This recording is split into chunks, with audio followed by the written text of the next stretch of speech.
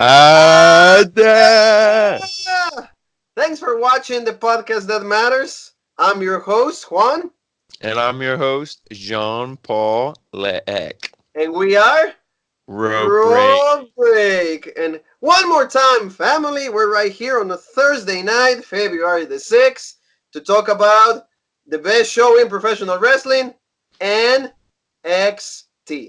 So, guys, hope all of you are doing absolutely outstanding. Thank you so much for checking us out. Today, Jean Paul Egg has one of his best videos, the whole reviews that he's ever done. AW Dynamite, great show, and it was actually a show that like we didn't know if John Paul was gonna be in it Yeah, because well, like I said, it would have been the it was a last. mistake. It might have Yeah, been the swan song. I might have had to take off my gloves, my bandana, my hat, everything, put it in the middle of the ring. But just like Undertaker, you knew I'd be back. that's right. Yeah, John Paul also like said that he'll take 10 lashes from me if Yep. the Lucha Bros didn't win, but thank God they did. John Paul, no lashes. We're good to go. So family, we're gonna go right straight to business that we always do. And NXT, the show from yesterday. I think it was a pretty solid show, wouldn't you say, Jean Paul? Yeah, I liked it. The in-ring action was good. We said like some of the stuff was, there's never a perfect show, and this, but I think it was good. Like they built a lot of stuff up, for Portland. And the one thing, excuse me, that I criticized about Monday Night Raw with the whole Charlotte Rhea Ripley thing, I said, why are they doing this now? They should have waited till after Portland. They must have listened because, or they at least realized their mistake because now they backtracked that, and now that's not really a focus because they said we got to finish business at Portland, then we'll deal with you because Charlotte still didn't really give us a decision. So that's what I mean. Like NXT does a lot of stuff right, and their storytelling. There's a lot of stuff there, and so that's why I think NXT, like you said, number one show. Yeah, we have more build up towards NXT Takeover Portland, a show that like we will be covering, of course. Raw break, and like you said, I don't think that like when it comes to like matches and everything, didn't have a lot of meaning for what is to come. But I think that like more of the storytelling was Yeah. there, and like I said, we getting more and more build up for NXT Takeover Portland. So Jean Paul, well, a few things to notice: Tommaso Ciampa might be injured. That's a Yeah. injury report. And the Velveteen Dream is back. Yeah, and Patrick Clark. that's the one thing with Champa. You don't know, like, is this like a work angle? Like, shoot, what's going on with the injury? Because I know people like that's the one thing you can't really trust the news reports as soon as they break. Because, like he said, Bret Hart was supposed. They said he was supposed to be the next guest on the Stone Cold podcast. It's RVD. People were saying, oh, Samoa Joe had a concussion, and then that when he got hurt 2 weeks ago, then people were saying, oh, it's not a concussion. He was using performance enhancing drugs like Andrade. So that's what I mean. There's just so many rumors and stuff. I don't really believe anything until it's concrete evidence and fact comes out there. So I hope Ciampa's not hurt. But if he is, and he can't make Portland, or even if he does wrestle there, who's not to say he doesn't flare up the injury even more and then what, relinquish the belt again if he Yeah, would win it? So it's like that's that what is I'm. back in one day. Yeah, Daddy's back, and then no, see ya. And then he goes and buys Yeah, cigarettes, and Daddy yeah, never yeah, shows up. yeah. He's a and deadbeat dad. and poor Goldie Yeah, becomes like that kid that like yeah, with no father. Where we're not being mean here, but that's how it is. And you're right. The one thing it bothered me, for example, is those rumors that are actually were just rumors, that misinformation about Samoa Joe. A lot of people said he was suspended and everything, and actually that wasn't the case.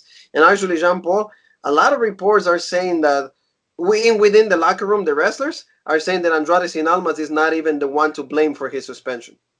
So there's a lot of controversy going around yeah. about that That's what I mean. Yeah, particular suspension. And no one said anything about Bobby Roode, but when it comes to Almas, there's a lot of people supposedly within the WWE rocker room saying that it's very unfair what they're doing to Cien Almas. hmm So we'll see. We'll see what the stories are. Like Jean Paul say, we always are taking like factual information. We verify the sources, and then we inform the people. yeah, Then we take our info, and that's when we release our information. We're just not, two guys that like are seeing everything on Facebook, Instagram. Oh, there it is. Boom, out. No, we want to verify the sources first, and then we communicate to all of you, family. So, Mr. Egg, let's start with the opening segment of the show. We get a little bit of course, a recap from last week, and then we got, yep, we get the browser weights. They made their way to the ring, and then they're driving like a deck out, like Yeah, they're like like a they had golf cart. the I was gonna say almost like a golf cart. Yeah. Yeah, like a golf cart, and then they have the Dusty Cup, and really, really great segment. I mean, I never thought that I will get so behind Matt Riddle, but every Yeah. time that he grabs I the microphone, and bro, I like when he was driving it, and Nigel McGuinness is like, should he be driving that thing? Like, like, is he under the influence? Like, he shouldn't be driving that thing. you can tell that see Nigel has like really good comments, being like kind of like a heel, but Uh-huh. like he's funny. Oh yeah. It's heel, but at the same time, it's funny. And that's the thing, because I like Nigel. I mean, some of his like references to pop culture, other sports, they get lost with me because I'm like, either I don't care or I don't get them. But like the comments like that, like Nigel, that to me, that was funny.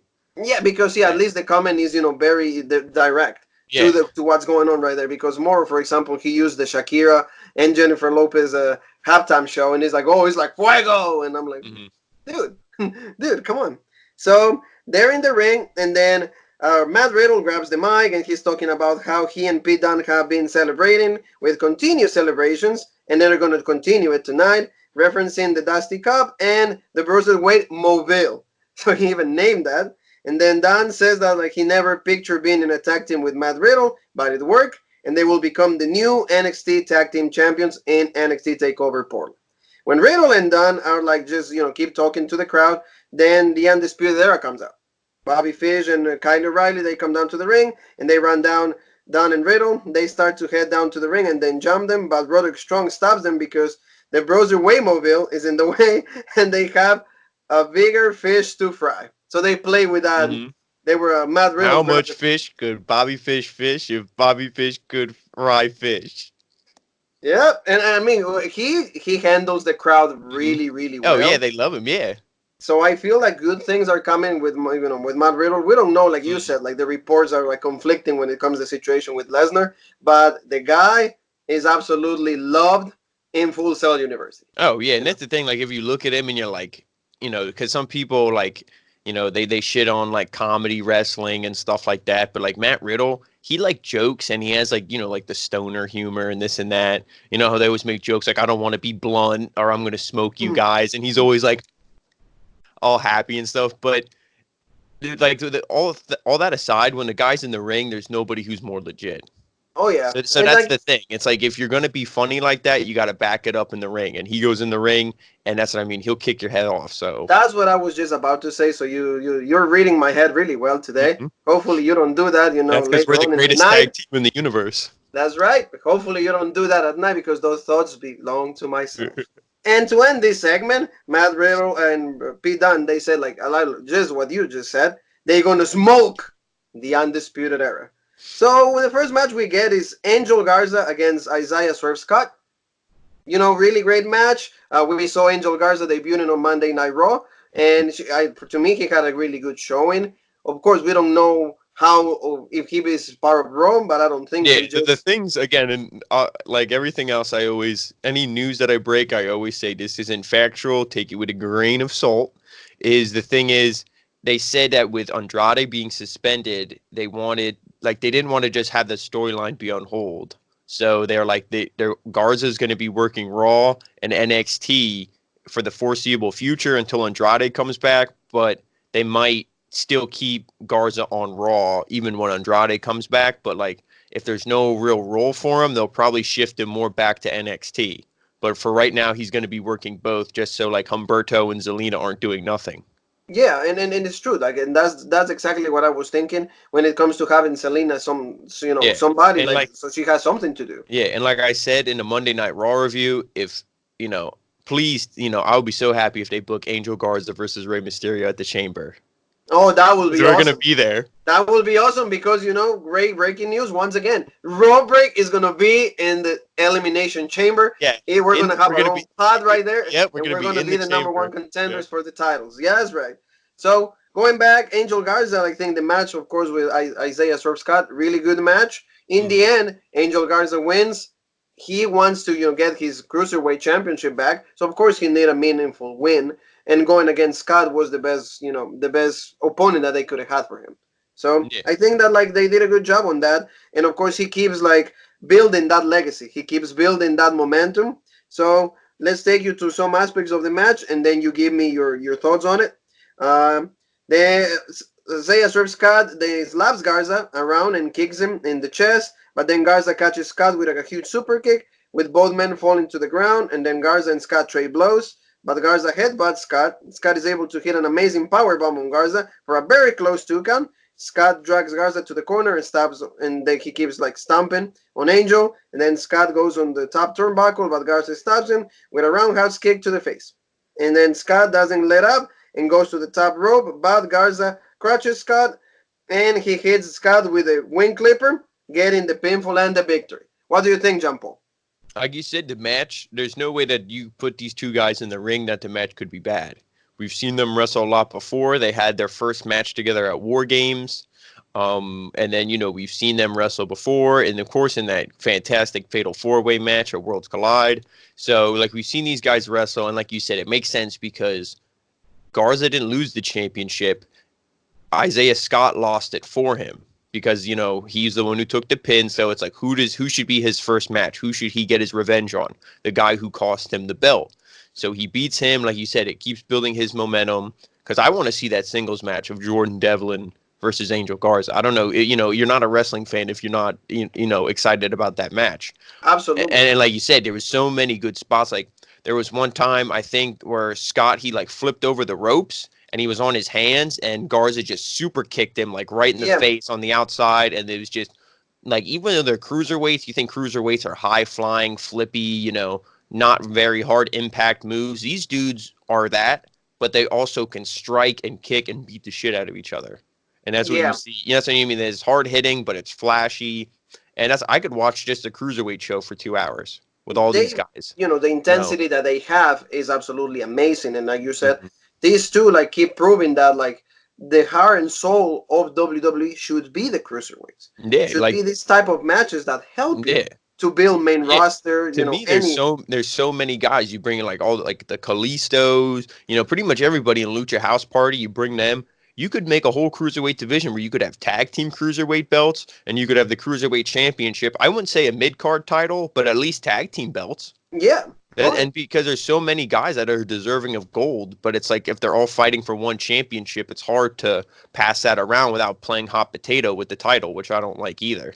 Oh, yeah. And like you said, for example, this show had another cruiserweight match that it was absolutely outstanding. I think it was a 5-star classic for me because just what they did in the ring, it was absolutely phenomenal. But we're going to go over that in a little bit. But then Angel Garza grabs the mic and then he talks about how he's taking out Scott, then Humberto Carrillo, and Rey Mysterio. So 3 in 1 week.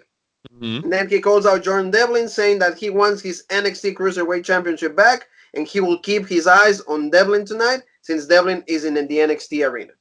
So that was of course, kind of promo, like you said. The rivalry is right there. Maybe, just maybe, they will make the match official at NXT TakeOver Portland. And what did he say at the end? Latina en la casa? El Latino está en la casa.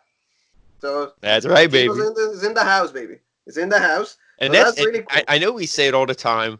Doesn't this guy he oozes charisma? He's and I hate to say it because, like I say, no one will be as good. But man, if whoever, God, his parents, whatever, they're the people want another Eddie Guerrero.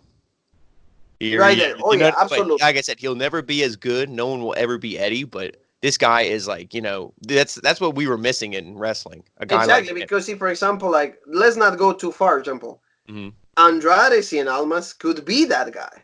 But unfortunately, the language barrier stops him from doing that. To me, with Andrade, he has a different type of charisma. He's a brutal type of luchador. You know what I mean? He goes in there and he will really beat you up and all this stuff, but he's not a ladies' man, flirting and all that stuff, kind of like how Eddie was. He's more he just goes in there. He's the best. He's going to go in there, kick your ass, and done. But that's what I mean. But Angel Garza is that. Pretty much that same gimmick. He's the Latin lover. The Latin lover. But at the same time, also he can be funny. And he has, like I said, he's we've said this before so many times. He's the right mix in between Del Rio and Eddie.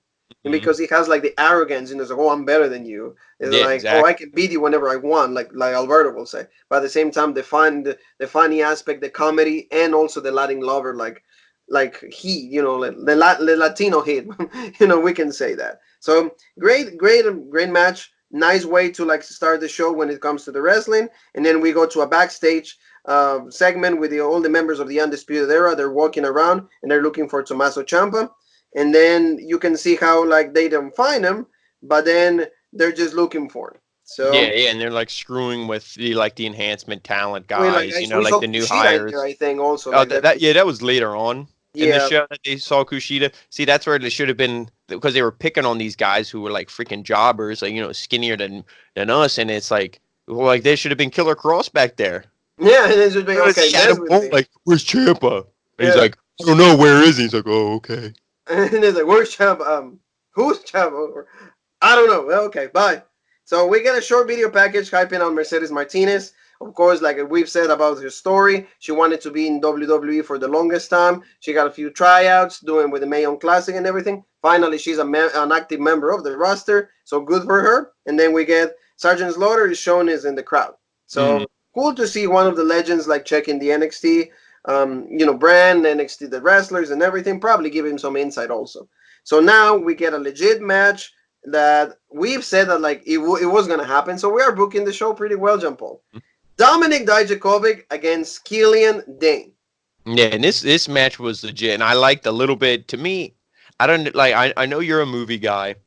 When you look at Dominic Dijakovic, to me, he's like an action hero movie star from like the 80s or 90s. Just the Yeah, way like he looks and he talks, and like when him and Killian Dane, he's like, you think you're number one in line to be the North American champion. He's like, no, he's like, you're not. He's like, you're in my way. And then Dijakovic was like, oh, so you want to fight? And Dane's like, yeah. And he's like, well, now you're in my way. You know what I mean? It's just like all the, and then, but like Killian Dane, he looks small compared to Dijakovic, but Killian Dane is 6'4". yeah, oh yeah. Dijakovic's like 6'7", 6'8". I'm like, oh, these guys are huge. And Dijakovic is this match was amazing. yeah, you've been promoting Dijakovic for ever since we started doing the NXT reviews and everything. Ever since NXT started like being broadcasted on the USA Network, and you're right, like he reminds me like a little bit of like Ivan Drago, like in Rocky Four, and like the same the actor Dolph Lundgren.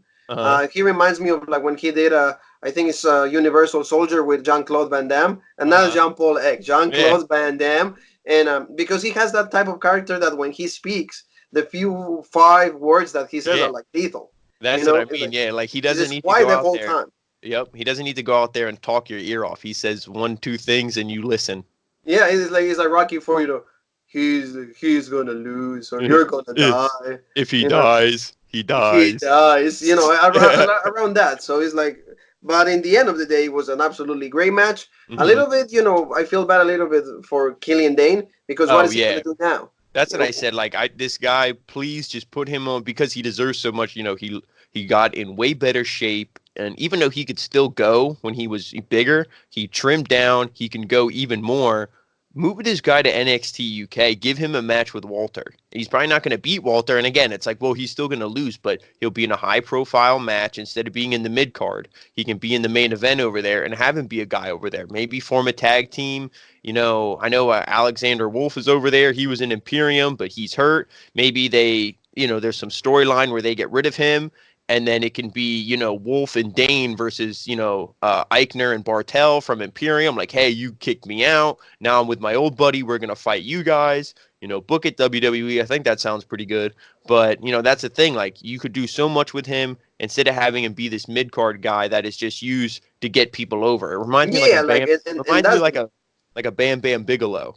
Yeah. Bam Bam Bigelow never did anything. He was talented, but he was a big man, and he was just used to get people over. Mr. Perfect, Bret Hart, all those guys. It was just because of, like you said, because he was big, despite the fact that, like, he was really talented, people always looked the other way, and then he was always used to just put people over, and it shouldn't be the case of Killian Dane also. Yeah. Like you said, like for example, the match that he had for the North American Championship when TakeOver a few years ago, that was an absolutely great match, and he was really part of that, making that the ladder match. Yeah, like the ladder match. That match was insane. And there was at some point Killian Dane, it seemed like he was going to be that number 1 contender for the NXT Championship. So I don't know what they're going to do with him, but I hope that like they really go back to him. They really Mhm. start pushing him, Yeah. and maybe we can see if this rivalry with Keith Lee and Dijakovic ends. Maybe he should be the next one to Hmm. be the challenging whoever wins the championship at NXT Takeover Portland. So let me take you to some highlights of the match. Dijakovic rolls to the apron and climbs to the top turnbuckle, but Dane gives chase. Then Killian Dane is chasing him. Then Dane hits the fisherman suplex on Dijakovic from the top rope. Then Dijakovic catches Killian Dane with a kick, but Dane responds with a kick of his own. Then Dijakovic lands one final kick on Dane when Dane runs at him and gets another 2 count for a pinfall attempt. Dijakovic works for a moonsault, but Killian Dane rolls out of the way. Dane hits a drop kick, sending Dijakovic into the corner. Then he follows up with a senton on Dijakovic. Dane goes for the Bader bomb, but Dijakovic stops him and gets him in a torture rack from the middle rope and hits the Feast Your Eyes on Dane for the pinfall. Le- So, yeah, legit match. Like I love that finish and like the torture rack. When he has him up there, and that was impressive. Like I said, Dijakovic is strong as hell, but still to get Killian Dane up there like that and to feast your eyes. I love the name of the finisher. I like the finisher as well. Anything that like a lot of finishers you notice are like they're dropping people on their heads. Paradigm shift, 1916, feast your eyes. It's all like the head because the one thing, and it's not like this match more so, it's a lot of other matches, and especially like the Jordan Devlin one we'll get into. His finisher is like a backside suplex. And yeah. it's like really like you're hitting a Spanish fly, you're hitting all these other moves, and that's the finisher. And your But head is like, the weakest move of yeah, all. yeah. It's like when Shane Douglas does the belly to belly, like that's your finisher. I love Shane Douglas, but it's like really like that's the finisher. But so I like it when the move is devastating, and I feel like a feast your eyes like that is a devastating move because the guy's so huge, so strong, and that knee coming up right and hitting you between the eyes, you know. And it's a great finisher, and I don't think anyone's kicked out of it, to my knowledge. Nah, not I think yet. every time he hits it, he gets the pin. Because And that's legit. this That's match legit. was kind of short, I thought. And when he hit the feast your eyes, I'm like, oh shit, like is he gonna kick out? Like is it done? And it was done. And it was done. So that's why you're right. Like I wish that Joe. We were gonna talk about Jordan Devlin, but I wish that he will have a more powerful finisher. Just Yeah, because you can just like have all these great moves that are part of your arsenal, but then your main move is just so weak. It's yeah. just a generic move. So moving along with the show, Mr. Leek Morrow reports via commentary that Dominic Dijakovic has confirmed as Kid Lee's number one contender for the NXT Takeover Portland for the North American Championship. Kid Lee, basking his glory, Whoop one of whoop, the hottest Keith Lee. men Whoop whoop, in Keith Lee. WWE and in pro wrestling right now, comes out and he confronts Dijakovic, and then Lee and Dijakovic shake hands, and Lee says, "You better bring your best." So you can see there's a stare down between the two of them, and this rivalry is going to be really, really hot. And I think this going to possibly can be one of the best matches in the pay per view.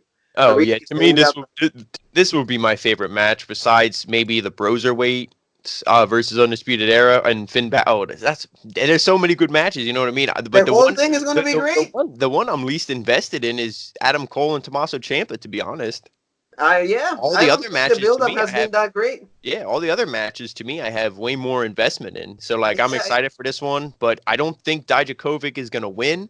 Obviously, we'll go into it more when we do previews and predictions. Check it out on the channel when it's uploaded. But that's right. the thing is, I don't think that like it's time for Keith Lee to lose. He just won it, and that's why I don't like Dijakovic being the number one contender. I'd almost like to see maybe Damian Priest screw over Dijakovic tonight. Killian Dane wins, but then again, Killian Dane is losing. But hey, to me This the future is Dijakovic over Killian Dane. Despite of everything, but you see how much depth. And I always Yeah. say this because, for example, see the 4 matches that are before the main event are already so great. We Mhm. have Balor and Gargano. We have Tegan Knox, Dakota Kai. We have Mhm. Broserweights against Undisputed there, and now Kid Lee and Dijakovic. Yeah, Like, and I mean Bianca Belair and Rhea Ripley will be good too. come on, Yeah.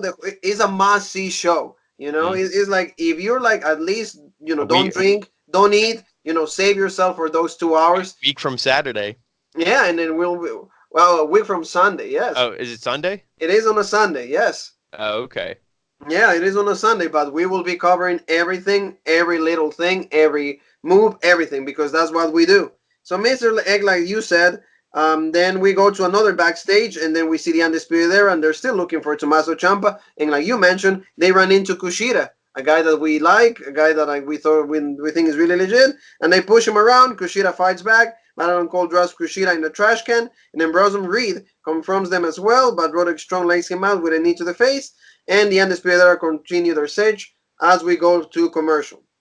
We're back from commercial, and then we have a stare down between Gargano and Finn Balor, but both of them are like in different locations, of course. But we can see like me and John Paul are talking, but we're not rivals. We're actually talking about a show, and they're being interviewed by Mauro Ranallo, and then they go against each other. You see a lot of passion between the two of them, and he says, well, Johnny Gargano says, I don't want the Finn Balor from Raw. I don't want Smiley Finn. I don't want the model and the underwear model. You blew. Pretty much say you blew in the main roster. Yeah, he's like, I don't want the guy who lost to Bobby Lashley for 16 weeks in a row. Yes. And then he's like, well, that guy's dead. And he's like, good. I mean, like he said, I don't want to see him because if I see him at Takeover Portland, I'm going to eat him alive.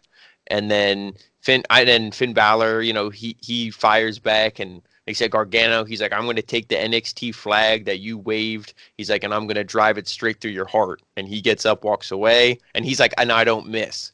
And, He's mocking Finn Balor, and then Finn Balor goes, that's the thing, Gargano, I don't have a heart. I don't have a heart. That's exactly what he said. And you see, I like one thing that you mentioned before in this particular podcast, the intensity of Finn Balor. Mm-hmm. When he mentioned the thing about Lashley, when he said that thing, you see like his face turn. Mm-hmm. He was, and then you see more anger. He was like, really, dude? Yeah, he's like, really? And that's the thing. I mean, obviously, like, part of it stung, but, like I said, it's all a work and this and that. But that's what I mean. When you hit those real life things and there is real emotion, because nobody wants to lose like that, especially when, Finn Balor, all the fanfare and, backing that he had from the fans, and then to be jobbed out like a loser like that, that does get to him. So it is that real emotion that fires him up. But the one thing I don't think he will, but I would love to see for that match, Gargano come to the ring first, and then the music, boom, boom, boom, boom, boom. I would love to see the Demon. I think that would be insane. Oh yeah, it will be. You know what I mean? Because it's like nobody. It's like Gargano. He's because he's like, I don't have a heart, and he's saying all this other stuff. Maybe Gargano's waking up the demon in him again. I know the Demon was more like a babyface gimmick, even though it is a demon. But I would love to see it. I don't think they're going to, but to me, like, especially if Ciampa's hurt, like, put the belt on Finn Balor, because Gargano... It might be, depending on the situation with Ciampa, we'll see, but, like, it will be really cool to see him with the NXT Championship. Many reports confirm what you're just saying, that they're going to put the title on Finn Balor. Like, the plan is to keep Finn Balor, as the face of the NXT brand, because at some point Adam Cole has to lose the championship. Mm-hmm. Although he's on his way to be the longest NXT champion of all time, but I feel that it's time for somebody else to have the belt. So now we get a match. I mean, just to conclude, absolutely great segment. NXT is known for doing this kind of things that, like, you see a lot of intensity, and they build, and they make us really believe. And that's the thing, I agree with 100% what you just said with, like, that's what NXT does so great. And, like, the Mercedes Martinez video package a little bit earlier on, why can't AEW do that? If AEW is so much better, and I'm not talking shit, but here I am talking shit. Mm-hmm. If AEW is so much better in the ratings and all that, and they're so much of a better show, why can't they do video packages to hype up their women and to hype up their other wrestlers and feuds? Why don't we get a Joey Janela and Kip Sabian sitting down like that and having an interview? And then Penelope Ford could walk in on Sabian's side, and then Joey Janela tells her off. Like, why can't we get something like that? We don't get it. And they start making out, they start to make out or something, something that it'll get Janela pissed off. But I agree with you. We don't get anything. It's just we get matches, and that's supposed to continue the feud. But unless you have video packages and promos being cut, to me, it's just another match. And I agree. And, because, for example, they do that with one particular, staple, with one particular group. But they don't do that with everything else. They do that with the Dark Order, but that's all there is. Yeah, the Dark Order or the Inner Circle. That's all there is. The Darby Allin thing was like, Sam, I liked it somewhat. It was like 3 seconds. But it was 3 seconds. But I will appreciate, for example, like, hey, do the same thing for Riho. Do the same thing for Nyla Rose. I didn't even know that Nyla Rose was the #1 contender until she did the powerbomb. And like I said, where's Chris Statlander? She came in like a freaking house on fire. They signed her, and like I said, she was hot. The fans were right behind her. It was like that's who they wanted to see win the belt. and she lost that match with a DQ and whatever against Riho or whatever. However the ending was, it was a bullshit ending because the Nightmare Collective came out. But it's like you don't do anything to hype her. Now she's a ghost. I Yeah, thought she was an alien, but she's a ghost apparently. Because where is now she? she is. Yeah, so well, we get now Mercedes Martinez in a match actually after that nice Mm-hmm. video package against Casey Catanzaro.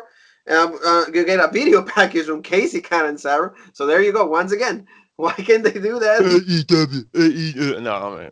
That's why they All can joking do it. aside, but That's why they can do that in mhm. AEW as well. I mean, they have enough resources, so why can They have the just put a little money. bit more effort on Mm. those just to get, like you said, the women more exposure, but better exposure. So the match itself, for what it was, good match.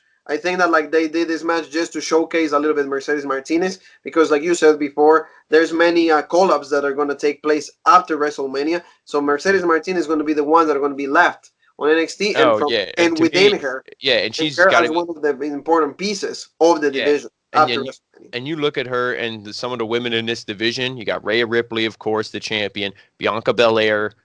Both of them could be called up because I'm gonna hit you with some crazy thought once we get to the Charlotte Flair segment, but. You need a strong woman like that because she's not like a tiny little, like, no offense to Casey Catanzaro, but she's like what? The same thing like Riho. She's like 70 pounds soaking wet. So, you need like a strong, powerful woman like Mercedes Martinez to be able to go against the Bianca Belair, Rhea Ripley, even a Mia Yim and seem credible. So that's why I really like her, and I really like how they built her up. Like I said, it was a shame. Catanzaro, she was out for a while. She was thinking about retiring. She came back, and this match wasn't very long. Mercedes Martinez, of course, with the win. But that's you Yeah, need to go. You need to go with what's hot right now, what's another popular. thing, and you know this, Jean Paul, there's so many women that are being, like not showcased, of course, because there's so many things in NXT going on, Mhm. and I understand that there's not enough time.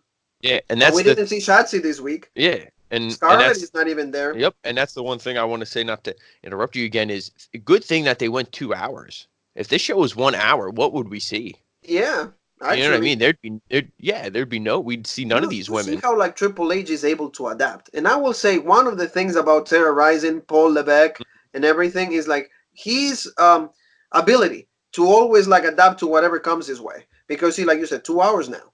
Okay, and then what are we gonna do? We're gonna showcase more people, and now more people are being shown. And also look at how he changes wrestling to what is in and what's popular right now. Because he's not booking it the same way when like he was being booked in 98, 99, 2000. Like Vince McMahon is still trying to book wrestling the way he wants to, but Triple H is booking it with what the fans want. Yeah, You know what I mean? And that's, I mean, he can, like you said, he adapts, and that's what he does. He adapts with what the fans he want. follows the Yeah, trends. yeah. He follows the trends. They say 2 hours. He's like, I'm going to give you the best damn wrestling show for 2 hours. If they would say 3 hours, he'd give you the best damn wrestling show. That's I three will hours. say You that, know what yeah, I mean? because see the guy also checks with the fans and Yep. he hears them like you said. We haven't seen Santana Garrett, we haven't seen Shotzi, we haven't seen Scarlett, we haven't seen so many women, we haven't seen you know oh I'm just having a blast here, like we haven't seen, Well, I won't say we well, haven't seen Candace. I mean, she we came out, haven't but seen she Candice. There hasn't you been go. wrestling. Thank you for She's just saving been me there. she's we just been ha- coming out in like whatchamacallit, like street clothes and just helping out Tegan yeah, Knox, but she hasn't been in matches. yeah, thank you for And helping me then out. We haven't yeah, seen Dakota or Tegan. They yeah, didn't do anything in this show. yeah. So Well, they just wrestled last week. I wouldn't want to see them again until Portland, to be but honest. Because you like, what see, are like they? there's Yeah. so much things that you can go and use. Hmm. So you haven't seen Jalen Carter or Yeah. Kaden Carter? Yeah, we Yeah. didn't see her. So go on on some of the last highlights of the match. Martinez goes to the outside and throws Cannon into the ring post, then drives her tower back into the apron. She then tosses Casey into the barricade over and over. Martinez rolls Cannon back into the ring, and she hits a fisherman driver on Cannon for the 3 count. Like we said, Martinez is going to be one of the fresh and extremely great faces of the NXT Women's Division. That's why they do this. So good to see Mercedes Martinez, one of like somebody that wanted to be in WWE is that Yeah. bad. And So and it's it's really another nice to see thing. that. They keep saying she's 19-year veteran. She's probably in her 40s by now. And it's like her career, she looks to be in amazing shape and all that. So, but like her career is not going to be forever. She's not like a 23. I think Rhea Ripley's only 23, 24 maybe. So it's like, she's young. You're going to have her forever, barring an injury, which I hope doesn't happen. But Mercedes Martinez, like that's what I mean. You got to strike with her, and like that's why I like how she's getting pushed. It's not like they just signed her just for the sake of signing her, and they're like, yeah, you can just sit in catering and just eat the mashed potatoes all night. Like, yeah, whatever. You know what I mean? Like they're actually doing something with her, And that's cool and because that's see, I mean, that's what you should yeah, do. she put in the work. And she deserves to be, showcased in this manner. She's not some just hot shot. Oh, I wrestling for 6 months. Book me to the main event. No, she No, put in the blood, sweat, and tears and all that stuff for her career. she paid her dues. And yeah, and there's a Latin takeover. It's happening. Oh, well, hopefully, hopefully. WWE. It's happening. And talking about a 23-year-old that you just mentioned, Kathy Kelly is asking Rhea Ripley about Charlotte Flair, but Ripley seems unconcerned as we go to commercial break. Back in commercial break, we get a short message about the street fight about of Dakota Kai and Tegan Knox. That's going to be an absolutely legit match. I'm thinking that I want to see this. I want to see this match going, for like a good 10, 15 minutes, if not more, just because I know what they can do. Street fight, toys are going to be involved, so we're going to see them beating the living out of each other. So I really think that that's going to be really cool. I didn't know we had censors on the channel. No wonder I'm not getting paid. We have to because it's a kid-oriented program. So no, never mind. Okay, living the living shit out of each other. There you go. So we go back to Tommaso Ciampa catches on the Undisputed Era of Gar and takes out Roderick Strong, Fish, and O'Reilly again. But before Ciampa and Cole make their way to the arena, Ciampa throws Cole's forehand into the announce table over and over again. Ciampa picks out Adam Cole and starts to set up Cole to send him through the table, but the rest of the Undisputed Era attacks Ciampa from behind.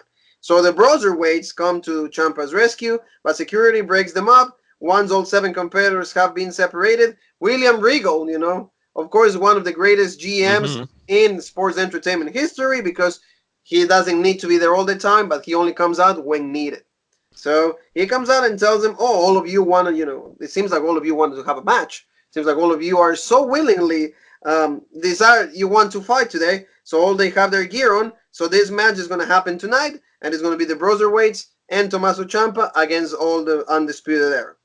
And then we get to see more and more security comes down to break this because it becomes a clusterfuck.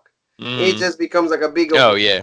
WWE, of course, once again, giving us big brawls. Of course, everything becomes just like a big just mess. And to me, like, to comment on this whole thing, they're backstage, they're smacking around the newbies. Where's Ciampa? That the one guy was getting a haircut. Roderick Strong buzzes his hair, like ruins his haircut and this and that. The downfall of Undisputed Era is happening. Bronson Reed, Kushida, they were getting in their face. Nobody likes the Undisputed Era. I feel the prophecy's broken. Roderick Strong, he already lost. On the tag, Fish and O'Reilly are going to lose. I'm saying that Cole's probably going to lose. And then I feel like they're going to be like, we made NXT. You guys are nothing without us. And the whole locker room is going to boo them out of there. They're going to be like, get out of here. You don't hold the gold. We don't want you here anymore. And then that's where I think they're going to be main roster bound. Probably, yeah. Like we've said this, the Undisputed Era's time is coming to an end. Like you said, everybody's just starting to ally to go against the Undisputed Era. So you see the cracks already. You see that like they're not like this untouchable staple anymore, untouchable group. So you see that like their time is coming, and it is good because we've said this before. They need at some point split them up or move them to the main roster, and it's just time. It's been 4 years already, so it is time.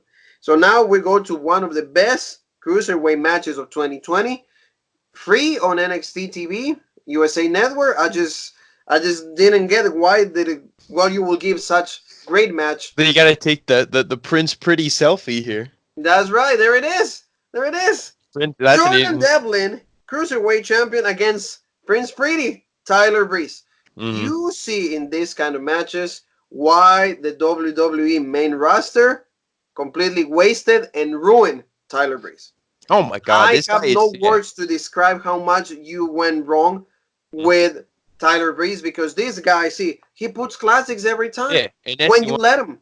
And that's the thing. Like when you look at the NXT, the takeovers in the early days of Takeover, they brought in Jushin Thunder Liger, and they could have had him go against anybody on NXT. I think Neville was still there at the time. He Yeah, might have been the champion. He might have been going against Sami Zayn, or maybe it was Bo Dallas, or who. Yeah, Cesaro. I think Bo Dallas was in the main event at one point. But that's there were so many people, and they You chose said Bo who? Bo Dallas. Yeah, Yeah, yeah. he was the NXT champion. What? Yeah. Oh God. Anyway, as you were. Yeah. So that's what I mean. So that's how NXT can present people in a manner that they actually can be presented in. But out of all these people who was on their roster, they chose Tyler Breeze. They said, you're the one who's going to go against Jushin Thunder Liger, because he was going to Regal. I'm good. You're not booking me in a match at TakeOver. What is this? I'm the best person you have on this roster. And Regal's like, I'll find you an opponent. Boom. Like, so this guy is so good that they said, yeah, like They this is your trusted opponent. him on that. Yeah, They that's trusted what I him. mean. Yeah, and so that's like you said, just like that whole story was just to comment on what you said, that he's so good, he's so talented, and then as soon as he goes to the main roster, Done. nothing. Done. Yeah, 3 years of Breezango. Completely like fashion police and all of that. and He the went from fashion, being, a good wrestler to just like a low class comedian. yeah, and the fashion files things that they did was kind of funny, but nothing came of it. They should have won tag team gold. They should have done something. Exactly, because if you go like that, but you don't back it up with like something, then it just become meaningless. Yeah, It's exactly. insignificant. And that's why I think that like this match proved once again how good and talented Tyler Breeze is, but you need to give them the opportunity. Give Yeah, him opponents like he was this. this close to winning. Yeah. That's what I And mean. Like, yeah, if he it would have wasn't. won, I would have not been upset. No, the crowd would have went insane. I Yeah. feel. But of course, you have to support your champion in Jordan Yeah. Devlin. His Mhm. first like showings in America, so of course you gotta give Devlin the win. But also another guy, like we said before, and now you can elaborate a little more, Jean Paul. This guy has a great, great arsenal of moves. As talented, trained by Finn Balor. We've seen him in NXT Blackpool. We've seen him in Cardiff. In the first Blackpool, also that he went against Finn Balor. He's such an amazing wrestler. The only weakness is finisher. Yeah, and I mean he does. When we were talking about earlier, I was thinking about it. He does set it up. He hits a huge headbutt on the guy first that it almost staggers him. He's like, oh, it takes him a while before he can Really hit his groggy, yeah. finisher. Yeah, so he really like they sell it like a really hard headbutt, and then he hits the devil inside. But see, it should be some sort of DDT because he's headbutting the guy and then he's doing like a side suplex or back suplex, whatever you want to call it. So he's dropping the guy. I mean, yeah, a little bit on his head and his neck, but it's mostly on his upper back and his shoulders. Like he should be hitting the headbutt and then doing like a pile driver or something where it's like damage to the head, and done. Not headbutt a guy and then drop him on his back. Like to me, it's just like the setup is kind of funky. For example, this kind of guy, just Jean Paul. For example, I will do if I will be him. I will maybe do a code breaker, something like similar to a code breaker, or like I will do Liv Morgan's like finisher. That she's doing from the middle rope, like the flatliner, something like Yeah. that. Because already the headbutt has you groggy, and maybe if you hit the same face 1st, you're gonna be done. Yeah, that's what I mean. Yeah, something like that. But I mean, he's But still, like you said, a legit competitor. It's just a shame that there's so many moves that people use in their like normal arsenal that look more devastating than their actual finisher. and that's one that's unfortunate. That's Devlin's case. So Devlin drags Breeze into the corner, goes for a moonsault, but Breeze gets his feet up. Then Breeze logs in sing leg Boston Crab, but Devlin rolls Breeze into a pinfall.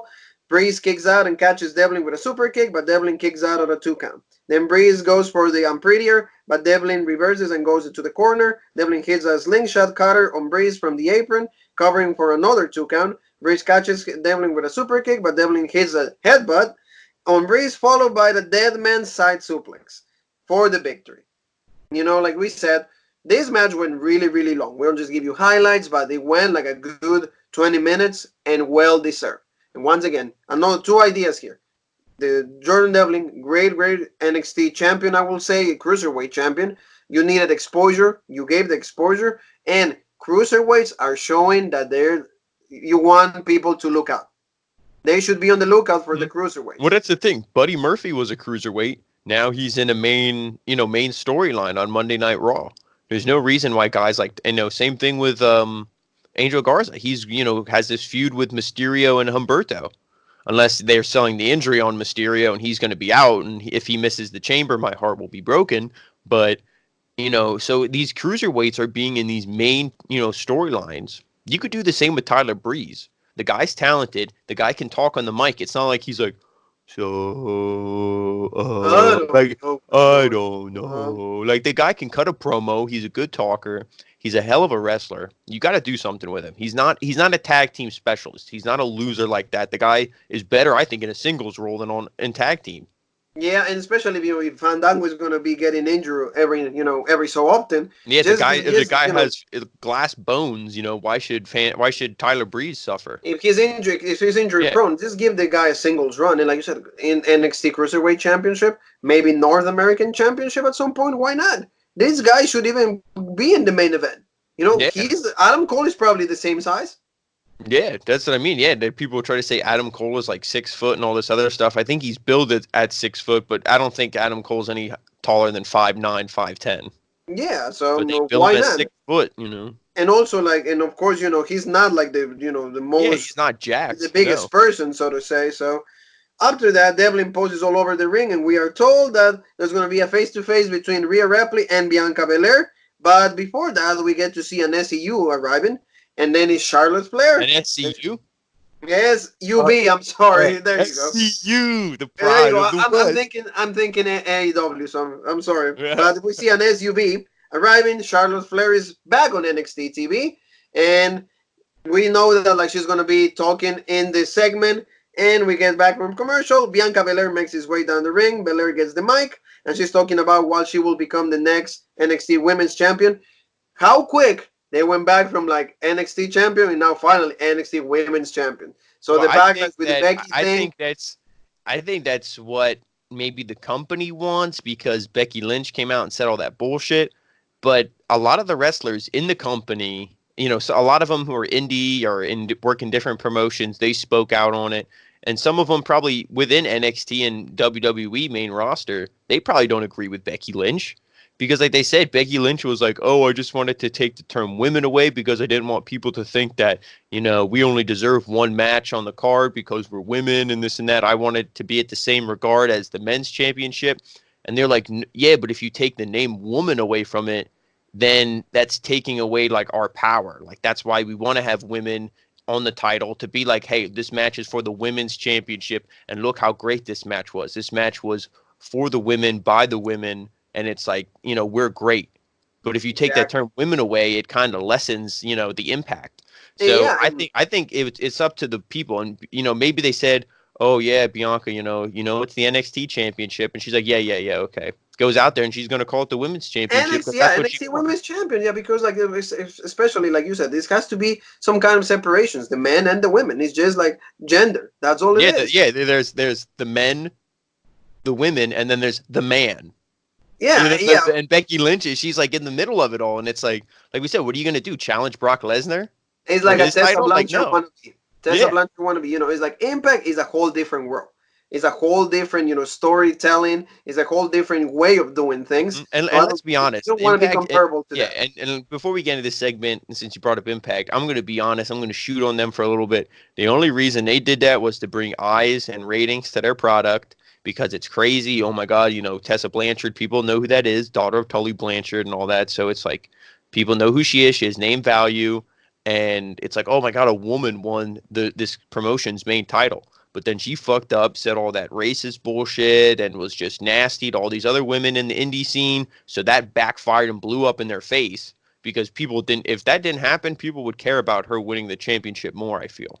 I think so. Well, and a lot of people they did it to just be different also. And what's the one way to stand out is doing things that AEW will not do, WWE will not do. And I mean, are you cashing in from that? Maybe you brought more eyes to your product. Good for you. Yeah, but that's what I mean. Because they do it. Now you're going to go do the same thing. And that's saying. And Becky Lynch tried to copy that a little bit, and it's it did not look good. For example, do you picture yourself? Do you imagine? Can you actually portray in your head? Can you actually picture Brock Lesnar tapping out to the Disarmer?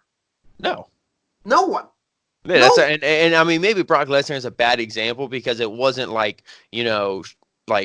Tessa Blanchard. It wasn't like she was going against a monster of an opponent. It's not like she was going against somebody like Rhino size or somebody. You know what I mean? She was going against Sami Callihan, with who he's not like the biggest guy or anything. So it's But like, she beat Brian Cage, but that's a different. We can yeah, do but this then in a Rob different Van Dam beat episode. Brian Cage in like 2 seconds as well.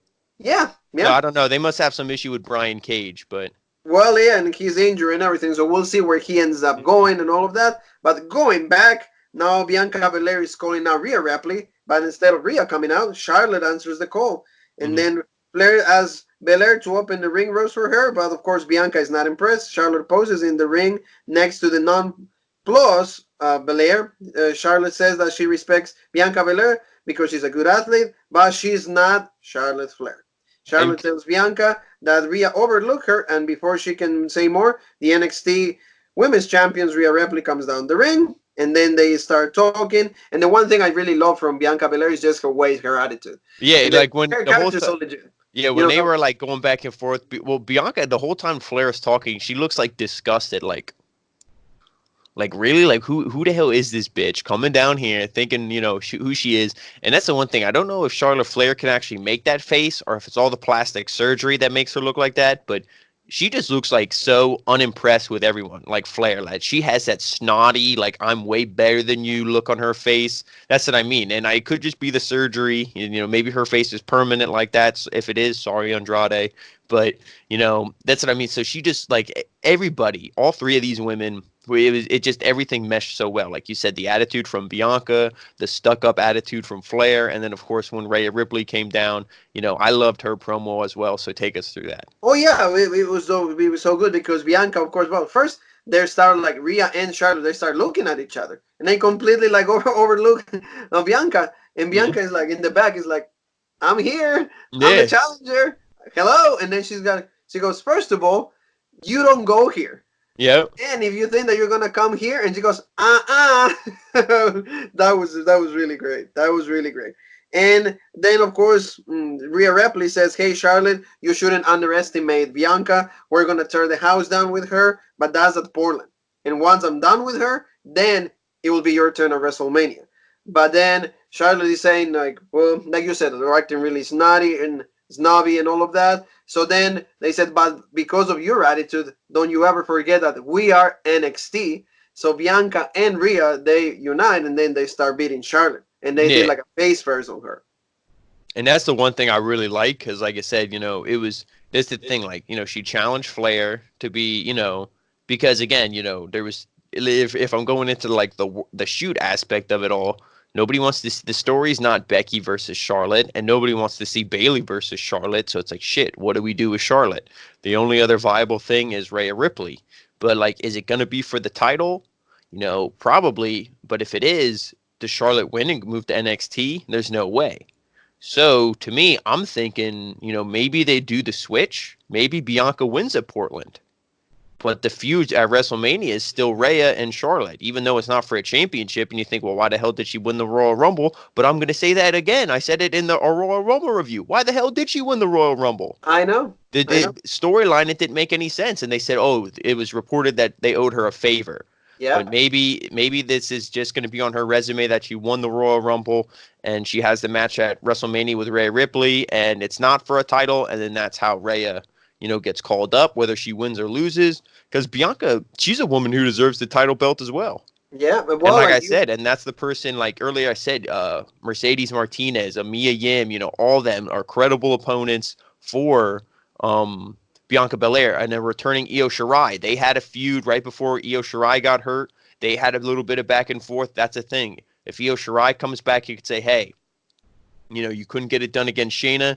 That wasn't in your, it wasn't your time. That wasn't your story. But now you can return. Maybe she'll return as a babyface. Who knows? And that would be perfect to go against Bianca Belair and win the belt from her. So there's so many things that they could do. And that would be a way. Maybe Flair costs Rhea the match, the championship. But I don't know why she would do that. So there's just so many things that they could do. Like, that's what I mean. The story, if they book it correctly, they can make it a lot more interesting, than just, Rhea wins and then challenges Flair. They could really spice it Now up. that you mentioned that, I really think that like the main way that they're gonna do this, I'm gonna try to be Jean Paul the Booker. Like on Portland, Charlotte causes Bianca the match, and they book a triple threat At at Mania, WrestleMania. yeah. Yeah, at WrestleMania for the I mean, NXT Championship. maybe I don't like triple threats, especially when we saw the triple threat with Bailey, Becky, And and Shayna. Shayna. Yeah, to me, I don't want to see any more triple threats booked by WWE. If they're booked in NXT, then okay. But I mean, I'm gonna give you the Gladiator thumbs down on that one. But I mean, hey, like I said, if they book it correctly, it'll be a hell of a match. But if it's booked like a main roster match, Charlotte will hit a big boot on Bianca and she'll roll out of the ring for 10 minutes. Yeah. So And that's then if natural selection to Ripley and done. yeah. So if it's booked And done. correctly, I want to see it. But I know how main roster books triple threats, and I'm not a fan. So, but Yeah, like I said, we'll we'll see. see what Yeah. they do. We'll see what it is. Good segment though. The three women are being, like it was entertaining the back and forth, and then you see at least the unity. You're like, hey, we are NXT, and when Mm-hmm. it's all said and done, we take care of each other. Like we will take care of any outsider, and then we'll take care of like whatever business we have Because with them. like even though like she said, even though we're gonna rip each other apart at Portland, like we're still the family. You're not gonna come down here disrespect Bianca and all this stuff because we are NXT. Yeah, And that's I wish the crowd they when she didn't say we she like I forget how she worded it, but she was like she didn't say like we are a family. She said like I don't know, like I said, I don't know we're how she said NXT. it. I think she said Yeah, something. but then she goes we are NXT, and there was a pause, and I think she was kind of waiting for the fans to all chant it, but they didn't chant it. Yeah, When I'm watching it, I was saying it in my head. I was like, she's gonna say we are NXT, and if I was there, I would have been screaming we are NXT. But yeah. I guess they full didn't sale, follow. you're usually on point. I don't know, you dropped the ball on that one. One thing that I will say, like, and this is for the we'll talk about the Wednesday Night Wars. Hmm. AEW crowd completely beat the Full Cell crowd in this week. The AEW crowd was way more But into the like I matches and said, everything. to me, the crowd, like it could be MJF taking a shit in a toilet in the middle of the ring, and the crowd will be going crazy. So like they cheer for literally Marks, anything they see. marks. Yep. Yeah, but I mean, like the one thing is like, and this time maybe it's because they, like you always say, the same people go to the NXT shows, so they're probably tired or like, hey, I don't think you can keep the same level of intensity every single week and be like Rhea Ripley, Hmm. Bianca. You're not gonna be like that. It depends. It's Yeah. So it's main event time, Mr. Leek and Brosser like and Tommaso Ciampa against the Undisputed Era. The match was really good, but in the end, it turns out to be like another brawl one more time. Ends up on a DQ, and the Broserweights and Tommaso Ciampa win. I'm going to take you to some spots really quick. Ciampa is along with Kyle O'Reilly. Cole goes for a fairy tale ending on O'Reilly, but gets distracted by Strong. He hits a dropping DDT on Strong, then projects Ciampa on O'Reilly, pinning him. Bobby Fish breaks out the pin, but Matt Riddle hits a spear on Fish. O'Reilly wants to tag in Cole, but Ciampa stops him. So then he decides to let O'Reilly go so that he can get his hands on Adam Cole. Cole and Ciampa, they catch each other. Cole goes for a super kick on Ciampa, but Ciampa blocks it. Then Ciampa goes for the fairy tale ending, but Roderick Strong attacks Ciampa, and the match is thrown out, ending into a DQ. Then we saw the high-low also Hmm. on Tommaso Ciampa, I think it was, and then we get to see the biggest return of all Yep. time. The lights go off, and like before we get into that, to me, I could just smell a DQ because anytime the ref had his back turned, Roderick Strong would come in, and I think he dropped Pete Dunne on the apron, or he did like a suplex or something to the outside at some point. So every time the ref, like I said, had his back turned, Roderick Strong had to get involved, stick his nose in the business because they always played the numbers game. They can never fight fair, and like you said, this return. I was thinking he was going to come out during the match and maybe, even the odds kind of bit. But, of course, like the ref, when he finally saw Roderick Strong get involved, called for the bell. In the Undisputed Era, they lose here, but like, because the faces get the win off the DQ, like you said. But, then you get more salt rubbed in the wounds because who returns? The Velveteen Dream. Patrick Clark. We get to see Adam Cole was about to do the last shot on Tommaso Ciampa because he drew the X. And he Uh huh. was about to do Yeah. that, and we get to see in the Shh. title time. NWO. I thought it was going to do NWO. I was, Yeah. I'm honestly telling you, I thought it was going NWO for life, but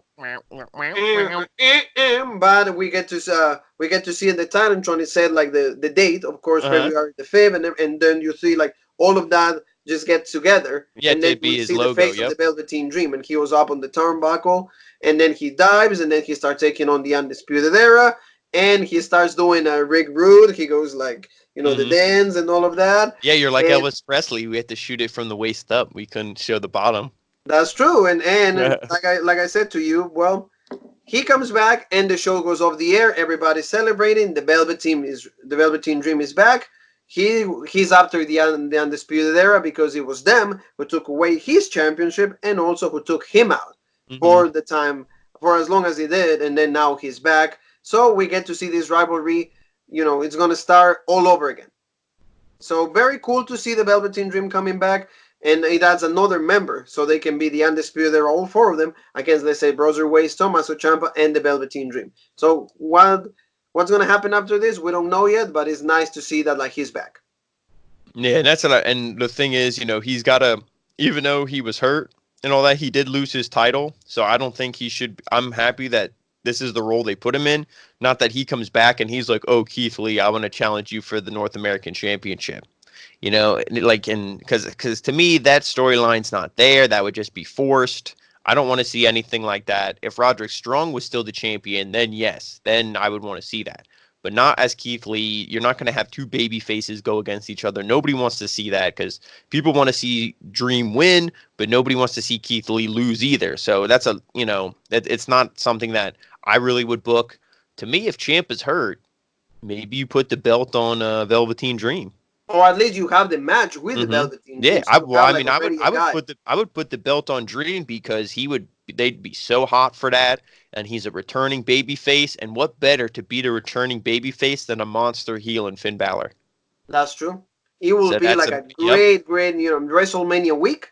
He can Hmm. be the Velveteen Dream champion against Finn Balor, number one Yeah, contender. well, yeah, I would maybe book it a little later, but I mean, we got to see. I don't know how fast they want to. Like I said, I don't like a hot potato with a title. I like the person to have a decent title run. That's why the Angel Garza thing still bothers me. But it is what it is. So they could book that for whenever, and then that's again, if I'm long term booking this, I'm not his biggest fan, but if you want Johnny Gargano to have the NXT Championship, boom, he wins. He can win it from Finn Balor eventually.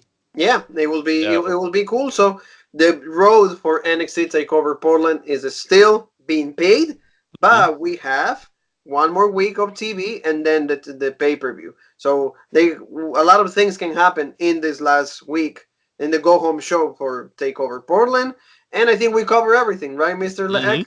So Yep, it was guys, like I said, fantastic show. In the Dynamite review, I said, I didn't get to see NXT at the time, so I'd let you know which show I thought was better. And hey, big surprise to everyone, I'm sure. I'm going with NXT. yeah, NXT. For me, I will say a little bit of NXT because just for me, I'm not a big fan of the lashes. I just don't see the real meaning. I mean, I understand why Cody did it, but storytelling for me is not as like the lashes wasn't as important. You could have Yeah, done something yeah. different. What to me, like I said, it wasn't bad. I said it took me out of it every time somebody came down to the ring. And like I It, said, it, it and was like I just said, weird. It was yeah, just I said weird. I would have booked. If I was MJF should have said, if anybody comes to this ring, anybody stops me, steps in the ring, gets in my face, I'm restarting from one. He was on 5 when Dustin came to the ring. He should have been like, you know what, Dustin, and went back. He's like, you're number one, and I'm starting at number one. One, two, and Cody should have got 15 lashes then. He should have made it where because the cards were in his hand, the ball was in his court. You know what I mean? He had full control over all these stipulations. Yeah. I would have been like, because they just, like I said, they're trying to build the sympathy for Cody, but to me, it was already there. The fans already love Cody. They eat up anything that he says. So, you didn't need to build this sympathy. The only one that I liked was Brandy, his Oh, wife. oh Every yeah. but like by the time she came out, I was so sick of everybody coming out to stop it. I was like, really? Like, who are you going to send out next? Is like I said, I said in the review, are the clouds going to open up and it'll be like Mufasa and it'll be Dustin, Dusty Rhodes, like, oh, don't hurt my son, baby. Like, what's going on? Like, It is true. I mean, the one thing is like, for example, like Brandy is being healed with the Nightmare Collective and everything, and now she just comes out like I'm like that took me a little bit out of it.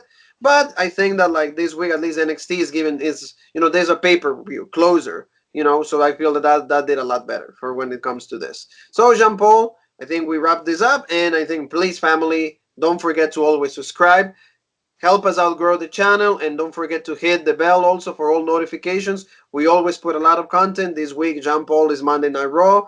AEW, we had a few. What was playing my WWE 2K19 game. We had also like a review of the Royal Rumble in complete Spanish for the Spanish audience that's following us. So guys, also don't forget to go to our social media pages: Facebook, Original Row Break. You can see them all right there. Instagram and also the Twitter. So we'll go back tomorrow with SmackDown.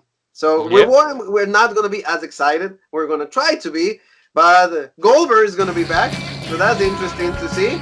Mr. Bro, The Egg SmackDown was on. yeah, SmackDown's on. So we gotta talk Goldberg. about it. Yep. Goldberg. Supposedly it's gonna be. All I'm gonna say is rumors are saying that it's gonna be Spear against Spear, and it's not Sean Spears. And it's not Edge. It's not Edge either. It's not the So rated it's not R. on this day. Nope, it's not on this day. So guys, in the name Hopefully of not on Jean-Paul and any myself, we want to say thank you, and we also want to say. Adele.